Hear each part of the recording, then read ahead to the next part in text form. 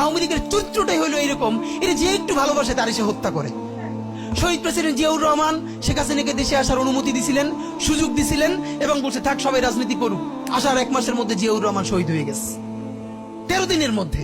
এবার দেখেন এই যে আমরা এখন যারা সবাই করতেছি, সুতরাং এটা একটা বিষ। এই বিষের সাথে আমরা কিভাবে লড়াই করব? জাতীয় ঐক্যমত্য তৈরি করতে হবে। সুতরাং পলিটিক্যাল পার্টি এবং সবার প্রতি একটা কথা, প্লিজ আপনারা বিএনপিকে শতভাগ কর্নার করে দিয়েন না। বিএনপি এই আধিপত্যবাদ বিরোধী লড়াইয়ের জন্য আমাদের একটা বড় শক্তি। এই শক্তিকে এত বেশি কর্নার করা যাবে না যাতে তারা গিয়ে আওয়ামী লীগের হাত ধরে ফেলে। তারা যদি আওয়ামী লীগের হাত ধরে ফেলে তাহলে লড়াইটা তো আমাদের জন্য আরো কঠিন হয়ে যাবে। বরং বিএনপির প্রতি আমাদের চ্যালেঞ্জ হলো, যেই বিএনপি বাকশালী সংবিধানের প্রতি প্রেম দেখাবে তারে শহীদ জিয়ার ছবিটা সামনে এনে বলতে হবে যে এই বাকশালী সংবিধান তো জিয়াউর রহমানই ছুঁড়ে মারছিল। বেগম জিয়া বলেছেন এই সংবিধানকে ছুঁড়ে ফেলা হবে। ওমা এখন বেগম জিয়ার চেয়েও নতুন বিএনপি আসছে, বেশি প্রেমের বিএনপি। যেই শহীদ প্রেসিডেন্ট জিয়াউর রহমান ইসলামোফোবিক জায়গা থেকে বাংলাদেশের মুসলমান, বাঙালি মুসলমান সব আইডিয়াকে ধারণ করে বাংলাদেশে জাতীয়তাবাদ তৈরি করলেন।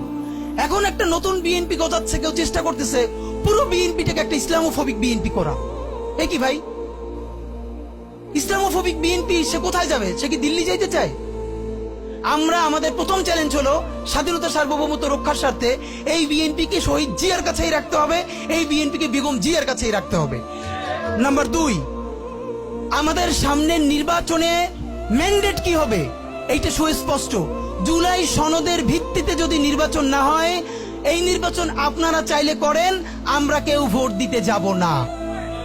নাম্বার 3, সেই নির্বাচনের পরে সংসদের ম্যান্ডেট কি হবে?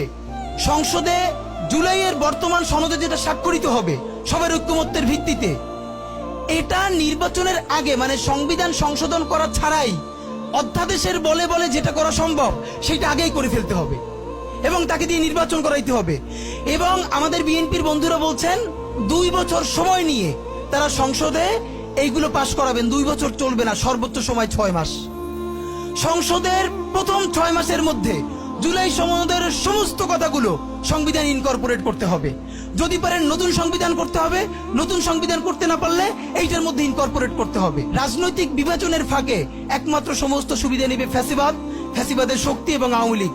আমরা আমাদের জীবন থাকতে বাংলাদেশের মাটিতে ভারতীয় আধিপত্যবাদ থেকে শুরু করে আর কোনো বিদেশি আধিপত্যবাদ, হাসিনা এবং ফ্যাসিবাদকে মেনে নিব না।